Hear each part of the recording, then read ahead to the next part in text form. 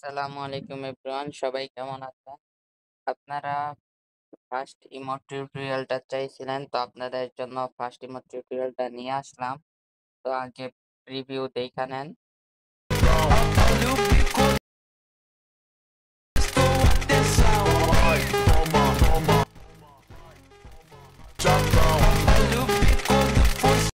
তো চলেন বেশি কথা না বাড়াইয়া টিউটোরিয়াল ভিডিওতে আমরা চলে যাই।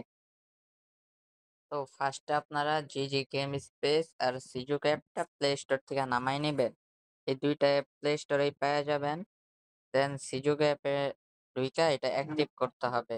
তো অ্যাক্টিভ করার জন্য ফার্স্টে পেয়ারিং করে চাপ দিবেন, পেয়ারিং, তারপর নোটিফিকেশন অপশনে চাপ দিয়া পারমিশন অন কইরা দিবেন। তারপর এখানে এরকম একটা ইন্টারফেস আসবে। আর ডেভেলপার অপশনে চাপ দিয়া ইউএসবি ডিবিং আর ওয়্যারলেস ডিবিং এই দুইটা অন কইরা দিবেন। তো আমার অন আছে।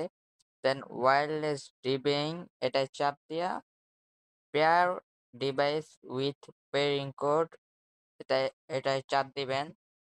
তারপর উপরে দেখবেন সিজুকো অ্যাপের এটা আসছে। তারপর স্টপ সার্চিং এ চাপ দিয়া এখানে চাপ দিয়ে ইন্টার পেয়ারিং করে এই কোডটা বসাবেন। আমি বসাই নিচ্ছি। তো আমার বসানো শেষ। তারপর আমি মিনিমাইজ কইরা সিজুকো অ্যাপে ঢুইকা ওপেন কইরা তারপর স্টার্ট বাটনে চাপ দিব। তো স্টার্ট বাটনে চাপ দেওয়ার পর একটা পারমিশন চাইবে, এটা দিয়া ৩ সেকেন্ড ওয়েট করার পর সিজুকো অ্যাক্টিভ হয়ে গেছে।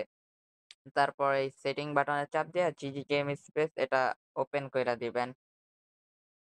তো ওপেন করার পর তারপর জিজি গেম স্পেস ওপেন করবেন। তারপর এড গেমে যেয়ে তা আপনাদের ফ্রি ফায়ার বা ফ্রি ফায়ার ম্যাক্স যেটা ইউজ করেন ওইটা এড কইরা নিবেন।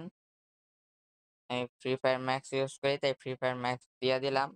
তারপর ইন্টার বাটনে চাপ দিয়া গেমে আইসা পড়বেন। তো গেমে ট্রেনিং অপশনে যায়া ট্রেনিং মোডে যাইবেন।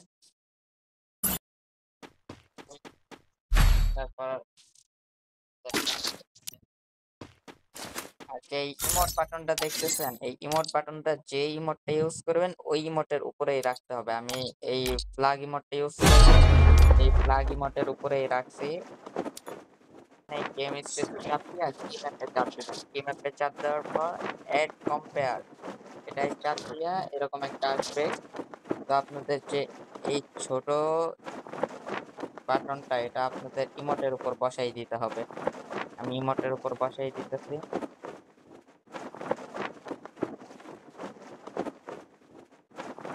এই ইমোটের উপর ইমোটের উপর বসানো শেষের পর এই বাটনটা সেটিং এ চাপ দেওয়ার পর তারপর ক্রেজি ট্যাবে চাপ দেওয়ার পর এগুলা সব একবারে কমায় দিবেন, একবারে যতটুকু কম যায় 1.0 সেকেন্ড কমায় দেওয়ার পর এটা কমপ্লিট। তারপর সেভ বাটনে চাপ দিবেন। এইখানে